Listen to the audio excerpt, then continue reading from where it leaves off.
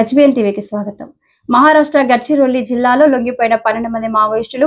మహారాష్ట్ర గడ్చిరోలి జిల్లాలో 12 మంది మావోయిస్టులు మహారాష్ట్ర సీఎం దేవేంద్ర ఫడ్నవీస్ ముందు లొంగిపోయిన వారి నుండి ఆయుధాలు తదితర సామాగ్రిని అండర్వేర్ చేసుకున్న పోలీసు ఉన్నతాధికారులు నక్సల్స్ జనజీవన స్రవంతిలో కలవాలని లేకుండా కఠిన చర్యలు తప్పవని హెచ్చరించిన महाराष्ट्र सीएम देवेंद्र फडणवीस. विचार आहे तो भारताचं संविधान आणि भारताच्या संविधानाने तयार केलेल्या संस्था अमान्य करतो आणि म्हणूनच त्यांचं आत्मसमर्पण त्यांनी केलं. याचा अर्थ काय आहे तर त्यांनी आज हा माओवादाचा विचार सोडलेला आहे, संविधान अंगीकारलेला आहे आणि म्हणूनच निश्चितपणे आता याच्यापुढे त्यांच्या जीवनामध्ये त्या संवैधानिक मार्गाने ते चालतील हा विश्वास मी व्यक्त करतो.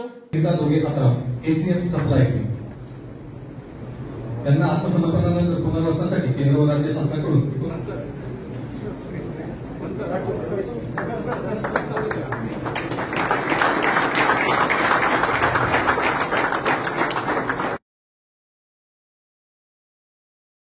पुनर्वसनासाठी 4.5 लाख रुपयांचा निधी मिळणार आहे.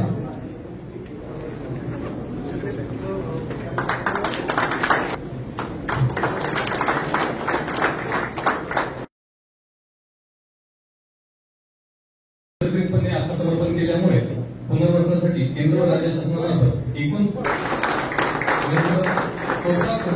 कमांडर उचललं.